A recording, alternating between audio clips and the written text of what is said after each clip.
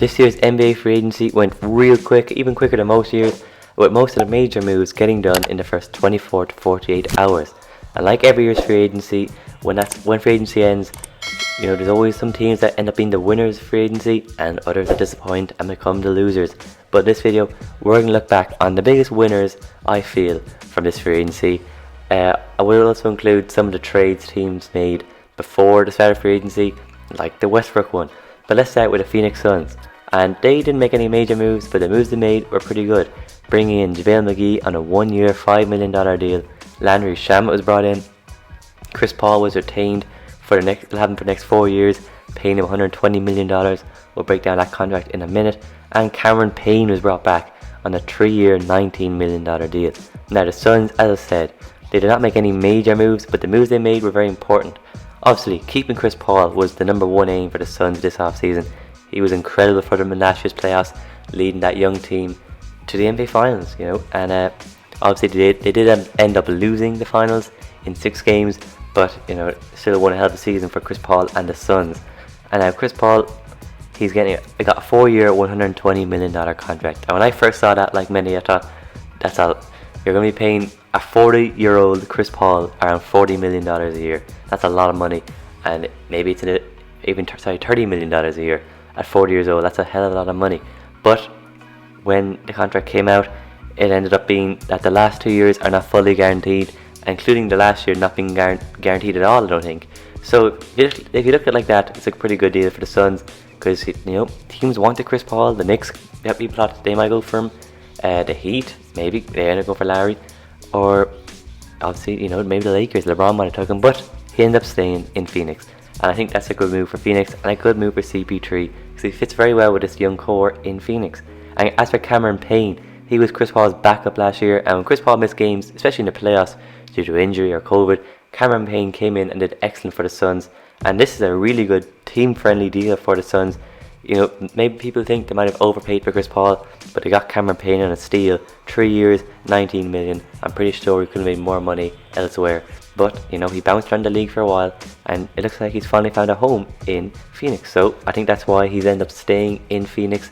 I think it's a great deal for the Suns, and a great deal for Cameron Payne, because he obviously fits very well. The Suns team come up the bench, brings scoring, and he's finally found a home. So I think Cameron Payne, well done to him, and well done to the Suns. That's a pretty good deal. And on to JaVale McGee. Now JaVale was brought in on a 1-year deal worth $5 million. I think it's a great move for JaVale and for the Suns. McGee can be DeAndre Ayton's backup, which the Suns needed during the playoffs. A reliable backup big man, especially after Sarge went down with injury, and he's going to miss the whole season with injury. So JaVale McGee is definitely necessary for this team as their backup center. He's a very good rim protector. That's a speciality. He's also got championship experience, being the starting center for the Warriors and the Lakers. So he's won 3 championships. So I think he knows how to get it done, and a great locker room guy as well to have in there. We all see I've seen it as a Laker fan. I've seen his YouTube channel, Life in the Bubble, and that was a great watch. He seems like a good guy to have in the locker room, and now he's an Olympic gold medalist as well. So I think JaVale McGee, as a backup center to DeAndre Ayton, you've done very well there, Phoenix. And then finally, Landry Shamet was brought in. He's just a very good shooter. He's played on winning teams in the last 2 years with the 2020 Clippers and the 2021 Brooklyn Nets. So he's used to winning. So he'll bring that that mentality to the Suns. He's used to competing at a high level, and you can never have enough shooters. So I think that's a solid move as well from the Suns. And overall, my overall final thought on the Suns off season? No major moves, but very necessary moves are made. As I said, keeping Chris Paul tied down for the foreseeable future, Cameron Payne, keeping him in there, and obviously JaVale and Landry Shamet, good pieces for your bench. So now let's move on to the Brooklyn Nets, who retained Blake Griffin on a 1-year, I think, minimum contract, which is very good. Patty Mills, 2 years, $12 million. James Johnson was brought in on the minimum, and they gave KD his extension for the next 4 years, around $178 million. The major loss of this offseason, Jeff Green. So now let's look a bit of a deeper look at the Nets offseason. The Nets added some good bench pieces after losing Jeff Green, who played very well for them last year. Jeff Green, he played as like a small ball 5, can play the 4 as well. He was excellent. 3-point shooting, he was great for them last year. But bringing back Blake on the veteran minimum, I was surprised. I thought Blake was gone. I thought he'd earn more money, but he clearly fits well in Brooklyn. Does a great job for them coming off the bench, or even sometimes starting as a small ball 5. I think it's a great fit, Blake in Brooklyn. And for that minimum, the Nets, they're doing very well there. He's a great player to have on the roster, and he's still showing signs that he's not precision prime Blake, but he's definitely not washed Blake either. I think he posted Giannis in the playoffs. He's clearly shown he's got plenty left in the tank, and he'll be a very big piece for this Nets team, either come off the bench or starting. And he's a very scrappy player now as well. He's working hard for this Nets team. So yeah, Blake Griffin, great bit of business there. The Nets were also rumoured to beat out the Lakers and the Warriors for Patty Mills. They brought him in on their taxpayers exception, which around $6 million. They gave him a 2-year, $12 million deal. I think you can't go wrong with Patty Mills. He's a great player to have in your bench unit as your backup point guard. He's an experienced player at this stage in his career, a veteran, former NBA champion in 2014 with the Spurs. A great shooter. He'll hit the trees for you, and all the wide open trees you'll get in this Nets team with KD, Kyrie, and Harden. Patty Mills out there knocking them down, and then allowing people like Kyrie and James Harden to rest up, because he can help carry the bench unit. He's a great scorer, as I said, and he's been there, he's done it, he knows what it takes to win. James Johnson was also brought in on a minimum. I think he's going to be the Jeff Green replacement. He can play the power forward role. He'll just bring toughness from the bench, energy, maybe a bit of scoring, but James Johnson, a pretty solid bench piece for the Nets team. And of course, bringing back KD was a no-brainer. They had to think twice. One of the, I think, lots of people think he's the best player in the league. Not me. I think that's still LeBron, but maybe I'm biased. I'm a Lakers fan. But KD definitely top 2 or even top 3. Maybe people like Giannis as well. Top 2 or 3 player in the NBA. So yeah, no brainer bring back KD. And all he needs to do now to finish off this offseason is extend Kyrie and James Harden.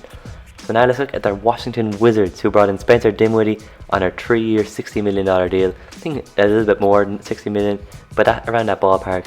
Obviously, in the Westbrook trade, they got Kyle Kuzma, Kentavious Caldwell-Pope, and Montrezl Harrell. And they brought back Neto, who was with them last year, just re-signing him. He knows the team. The major losses this offseason, obviously Westbrook, he was traded to the Lakers, and Robin Lopez went to the Magic. So now let's look at the Wizards. Dinwiddie, he's shown how good he can be as, one of the main men on a pretty solid team. When he was at Brooklyn, before KD and all them came, Spencer Dinwiddie was like one of the main men on that Nets team. I think it was 2018-19 team. They had D'Lo, Dinwiddie, LeVert. Dinwiddie was crucial in that team. He's a great scorer for the point guard position. Yes, he's not the greatest 3-point shooter, but he'll bring a lot to this team. And I think this is a pretty good pickup for the Wizards. And then maybe he might not hit all the threes for you, but one guy who can knock down the three is KCP. He's a very good 3-point shooter and an even better defender, I think. And as a Laker fan, I've seen him these last few years, and he's been streaky. He got traded for a reason. He can be a streaky shooter, but did shoot 41% for the Lakers last year during the regular season. And of course, a very good defender to have on your team. And now he's got that championship experience, so he'll only help this Wizards team. And you can never have enough shooters, as I said earlier on in the video. Kyle Kuzma was also brought in the Lakers trade. He will probably go back to being a power forward, and he'll focus on his scoring again like he did in his earlier years in LA. Recently he's been played as more of a 3 and grabbing rebounds, but very different role. I think having this Wizards team, he can also be inconsistent, so it'll be interesting to see, can Kuzma go back to his scoring ways and just focusing on that. And then Montrezl Harrell, brought in a former 6th man of the year, a great player to have in your team. One of my favourite players to watch last year for the Lakers. Another idea we'd let him go, but we had to do it. And he'll bring scoring from your bench as your backup centre, backing up Daniel Gafford, and also bring lots and lots of energy. He'll work hard, great player to have on your team. So I think, Britt knows, and obviously Neto knows the team as well. Those incomings were very good for the Wizards. I think that's a solid haul. Getting off Westbrook's contract as well. Westbrook, he was happy to stay in Washington. The Wizards happy to keep him, but he obviously when LA came calling, he wanted to go, and they're happy enough to let him go, with getting a decent haul in return in KCP, Kuzma, and Trez, adding on Dinwiddie as well. So I think a pretty solid offseason for the Wizards. I think Bradley Beal is happy there. I don't see him going anywhere anytime soon. On to the New York Knicks now. They brought in Derrick Rose on a 3-year, $43 million deal. Alec Burks came back on a 3-year, $30 million deal. Nerlens Noel came back on a 3-year, $32 million deal. Evan Fournier came in from Boston on a 4-year, $78 million deal. Kemba Walker got bought out by the OKC. He came in on a 2-year, $16 million deal. And Julius Randle was retained for 4 years, $117 million. And the major loss, Reggie Bullock, he went to Dallas. So the Knicks went down the route of bringing back their guys from last year. Did very well for them, getting them into the playoffs for the first time in ages, it feels like. Derrick Rose played great for the Knicks in the playoffs, fully deserved that contract. I'm happy for him. He's playing well again, and it's great to see. And I think he'll be coming off the bench and being like a six man for this Knicks team. I think he'll do a great job. So D Rose, great player to have in the locker room, great bit of business. Nerlens Noel, one of the better centers in the league last year, great rim protector, and obviously can't shoot the three, but he can do a lot as well. Defense as well, great defensive anchor for this Knicks team. With Tom Thibodeau, we all know he likes his defense. Well, Nerlens Noel is going to help, only going to help that, and he's familiar with the team. That's the advantage of bringing back your own guys. They know the team. Alec Burks, another guy they brought back. You can never, when these guys do well, they're being rewarded. And obviously Julius Randle, another guy, obviously their main man last year, most improved player, did disappoint a bit in the playoffs, but I'm sure he'll keep improving. And I think they had to do it, bring him back. 4 years, 117 million. I think he's worth it. I think he had a great season last year at the Knicks. So hopefully, for the Knicks fans' sake, he can improve even more and get better in the playoffs. Then they brought in Kemba Walker, who got bought out by the OKC. Now, obviously, in Kemba had like 2 years, $76 million left. That's a lot of money, and no one wants that contract. But don't tell me you wouldn't want Kemba Walker on a 2-year, $16 million contract. $8 million a year. That's a steal, I think, for Kemba Walker. He's still a very good point guard. Obviously, the injuries are a concern, but he's a great scorer for the point guard position. He's been there. He's got plenty of experience under his belt. He's a leader. He'll be their starting point guard. He can hit the three. He can do a lot for this Knicks team, and I think he's a needed addition. He made this offseason, he leveled it up, because before they Kemba Walker, I thought, yeah, they brought back their guys. Evan Fournier came in. That's solid, but they're not. How much better are they? Well, now they got Kemba Walker in there to add on to all those pieces, and I think they're much better. Yes, they are. And then Evan Fournier, the final guy, he was brought in from Boston, a great shooter. He's been in the league a few years now. Obviously, the France national team version of Evan Fournier is a different level altogether. I don't know what version the Knicks are going to get, but I think he's a solid player to have in your team. He'll bring scoring. This Knicks team now has a lot of people that can score. Kemba can score, Randall can score, Evan Fournier can score, which means other guys can focus on their roles. So I think overall, a very good off-season for the Knicks. They went down the route of bringing their own guys back instead of doing some wild trade or bringing in some big name free agents, which there wasn't many out there this off-season. So I think the Knicks did well, and if the worst case scenario happens, they've got loads of trade chips now. Got Derrick Rose's contract, Alec Burks, even Noel, even Fournier. If things go south, completely south, you got trade chips there. So that's the Knicks. Moving on to the next team now, and I have the Los Angeles Lakers. They had a really busy off-season, so let's get through it. They brought in Trevor Ariza, Wayne Ellington, Kent Bazemore, Malik Monk, Kendrick Nunn. They re-signed Taylor Horton-Tucker for 3 years, $30 million. Dwight Howard was brought back as well, along with Carmelo Anthony, and of course they traded for Russell Westbrook before the draft. And then they lost Dennis Schroeder, Andre Drummond, Alex Caruso, Markieff Morris, and Ben McLemore, and then obviously Kyle Kuzma and all them in the Westbrook trade. Now, the Lakers completely rebuilt their roster from last season, and fair play to them, because they had very limited resources as to what they could spend on players. So let's start with Westbrook. Overall, at the time, a lot of Laker fans questioned why was Westbrook brought in, but now we filled out a roster with plenty of good shooters. I'm happy with the Westbrook trade. I think it's going to be doing more good than bad. He is definitely a star, and the Lakers have always needed a third star ever since they got LeBron and AD. Obviously they wanted Kawhi a few years ago, couldn't get him. Well, now Westbrook is legit third star to form a big three. Now the Lakers obviously losing Alex Caruso was not ideal. Caruso, the GOAT, the fan favourite. We all liked him, but even more than just being a fan favourite, he was a great defensive guard. He can hit the three at a reasonable rate. Didn't take a lot out of him, but we will miss his defense. And obviously he was well loved in Laker Nation as well. But one person who was also loved was Dwight Howard, and he was brought back along with some other great veteran players like Trevor Ariza, Wayne Ellington, Kent Bazemore, and Carmelo Anthony. Now I'm gonna do a whole video dedicated to the Lakers offseason to go more in depth, but look at all the former Lakers they brought back. Obviously Dwight, Bazemore, former Laker, Wayne Ellington, a former Laker, Ariza, a former Laker, and then Carmelo Anthony finally teaming up with LeBron James, and hopefully for him he can get his ring. And they brought in some youth as well. Obviously, as I named, a lot of veterans there, but they brought in Malik Monk on a veteran minimum, and I think that was some great business. He's only 23, and obviously They brought in a lot of old players. Malik Monk at 23 years old on a minimum. That's brilliant bit of business. And then another young guy, Kendrick Nunn, going into his third season in the NBA. He's only 25. I think he'll be Lakers' backup point guard. So it'll be interesting to see how well he does come off the bench. I'm excited to see what he can do. He was brought in for most of the taxpayer exception.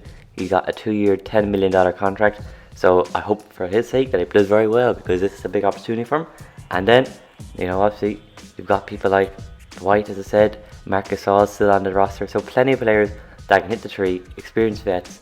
And that's what Lakers need. They need veterans and three-point shooters. And I'm getting 2020 vibes off this Lakers team, because obviously that team was full of veterans as well, like Danny Green, JaVale McGee, even Dudley. It looks like Dudley's not come back to this team though, but we've plenty of veterans. And you add those veterans with LeBron, AD and Russell Westbrook, and as long as that big three can stay healthy, this team will go far. So overall, with little resources and a good few needs, the Lakers did as well as I think they could have done this offseason. They ended up with a third star, plenty of 3-point shooting, experienced veterans who want that ring. They're not looking for their next contract. That was a problem with Drummond and Schroeder. Schroeder failed to get any money. Drummond as well, he got the minimum. Schroeder, though, he turned down 84 million. We all know that story. They both failed, they wanted more money, and they ended up getting very little. But this team, we got veterans, and they all want that one thing, that's the ring. So, overall, well done to Rob Pelinka, Lil GM as you want to call him. I know, for me, Chris Smoove made up Lil GM. Obviously, maybe he didn't, but in my eyes, Chris Smoove was the creator of Lil GM, and he's done a good job this offseason. So now let's move on to another team that did very well, in my opinion anyway, the Chicago Bulls. They brought in Lonzo Ball on a 4-year, $85 million contract. DeMar DeRozan was brought in for 3 years, $85 million, and Caruso, as I just mentioned, was brought in for 4 years and $37 million. Also, Tony Bradley was brought in as well. Major outgoings, Thaddeus Young and Garrett Temple.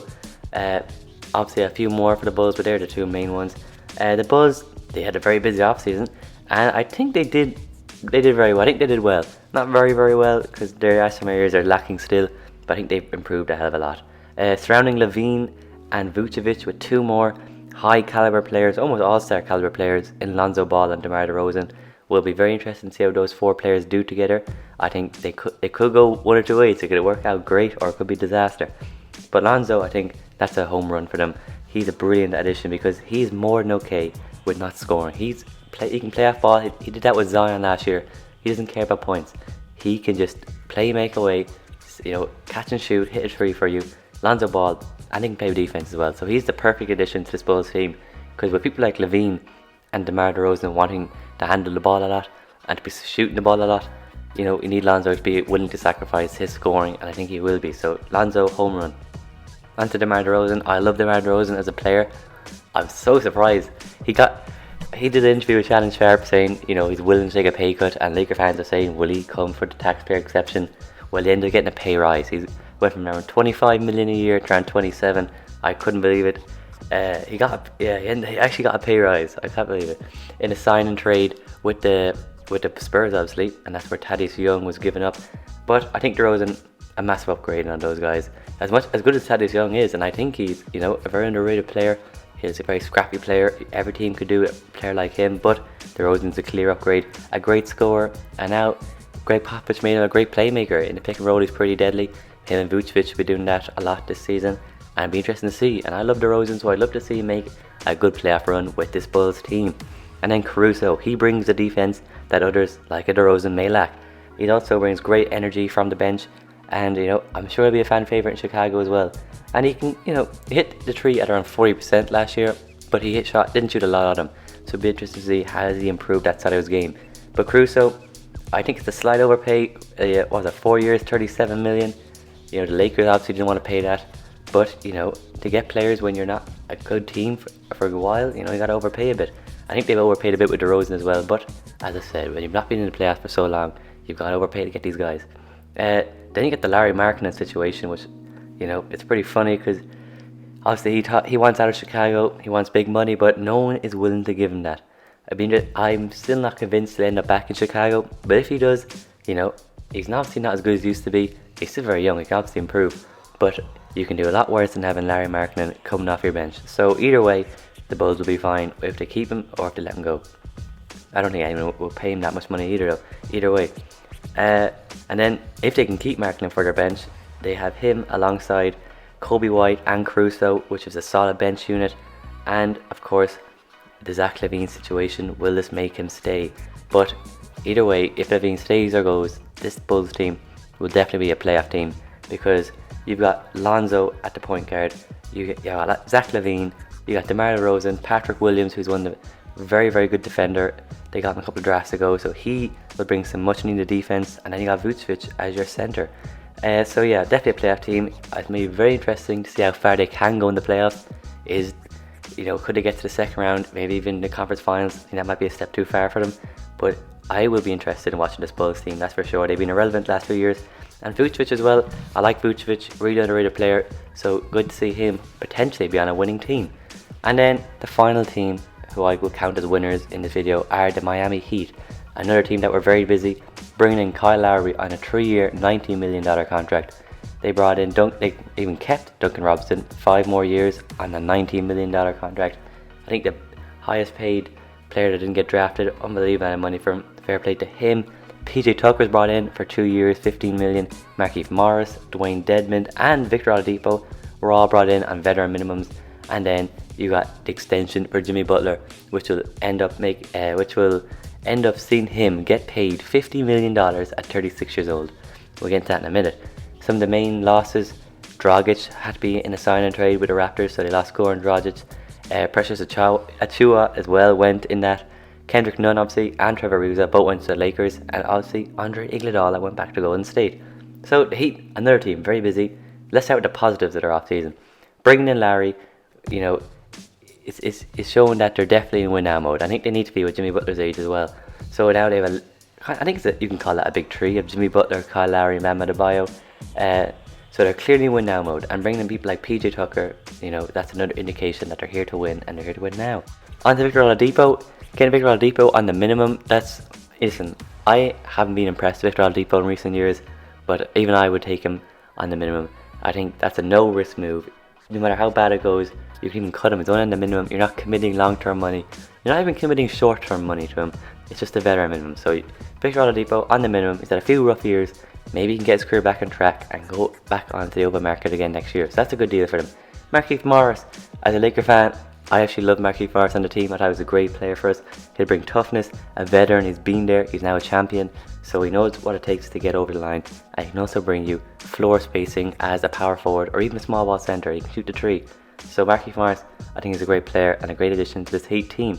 Along with PJ Tucker, as I said, he's just coming off an NBA championship with the Bucks. A great role player to have. He played, even though Kevin Durant scored a lot of points on him, he made him work for him. PJ Tucker is still a great defender, and he's still able to hit that corner three of his. The negatives of this offseason, if I'm going to be honest, I still don't see Miami getting out of the East or even past Brooklyn or Milwaukee. I see them as now the third best team in the East, which, for the amount of money and the old guys are committing to, is it worth it? I don't know. They're counting, as I said, they're committing a lot of money to older guys, paying Kyle Lowry $30 million a year at 35 years old, which will take him up to 38. Lowry initially wanted a 2-year $50 million deal at the trade deadline when the Lakers brought a trade for him. He's clearly got a raise. He's getting $30 million a year and an extra year, so it's a lot of money to be committing to a 35-year-old. The same with Jimmy. As good as Jimmy Butler is, he didn't make the All-Star team last year, which is fine. That doesn't mean you're not a good player, but you're gonna be paying Jimmy Butler $50 million at 36. That's not ideal. Overall, it's not ideal. As good as he is, that's not ideal. Losing Kendrick Nunn for nothing, not great, especially with losing Dragic as well. That's both your backup point guards gone. They got Lowry for Dragic, but Kendrick Nunn, losing him for nothing, wasn't ideal. But overall, the Heat, as I said, are clearly in win-now mode. Jimmy Butler, Kyle Lowry, now PJ Tucker, who signed 2 years, $15 million. He's getting a bit of money as well at his age. But I think that'll be a good watch next year, the Heat. Be interesting to see. They'll obviously be a very good defensive team. They were a very good defensive team in 2020. Will they keep it up this year? And maybe it might surprise a few people. The Bucks aren't unstoppable. As good as they were, winning their first NBA championship in like 50 years, they're not unbeatable. And the Nets, who knows with injuries? It all comes down to health as well. A team might get unlucky. The Heat might get a good break, and this team is capable of winning an NBA championship with a few breaks, like the Bucks got last year.